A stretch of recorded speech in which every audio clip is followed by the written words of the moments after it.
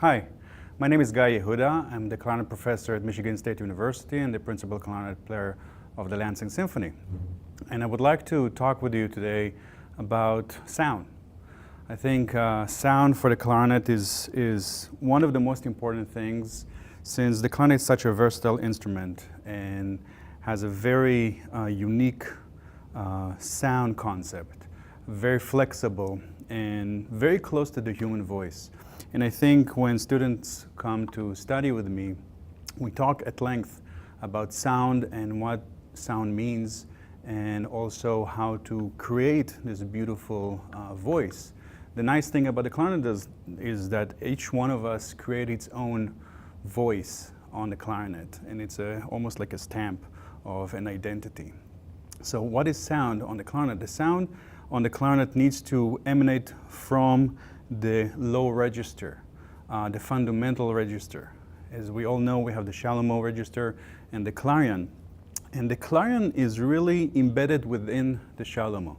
And if the shallow mode is rich, the clarion will almost automatically will emanate from that sound. So for instance, the first note that I played is G.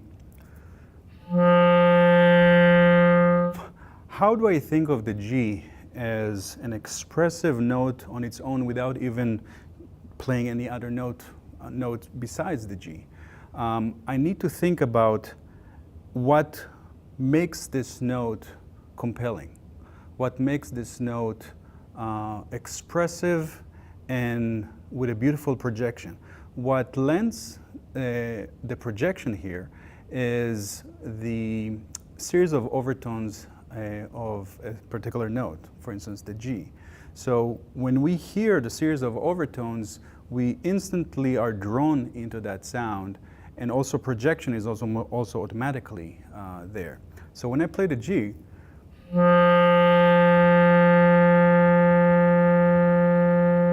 I try to listen to the 12th. We all know the clarinet is the only instrument that blows 12ths rather than octaves. And we can use it for our advantage. So as you work on your fundamentals, try to hear the 12th.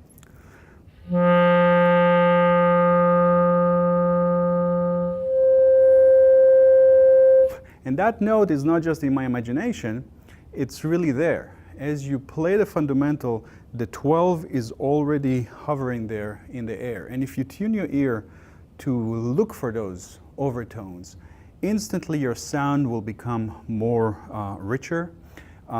It will also set itself with the intonation better, and you will start to be a bit more sensitive to what's going on here with the embouchure, whether am I biting or I'm too loose. Use your ear as your guide rather than the embouchure is leading the ear. The ear is always the first thing that needs to be in play here. So once more, I'm playing the G and I'm listening to the D.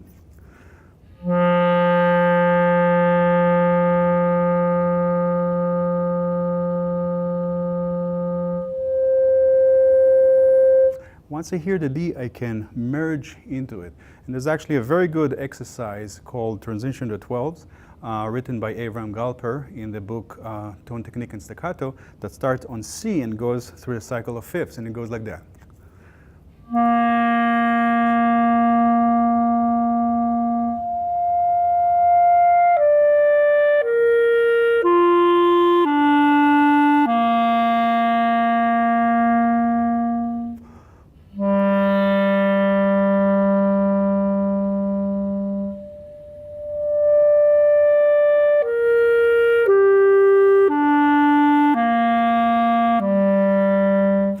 And so forth. And you just go through the cycle of fifths and you listen to every fundamental note on the clarinet and you transition into the 12ths. I think that's one of the most important fundamental works on the clarinet in order to create this beautiful, compelling sound on the clarinet. Technique will come after.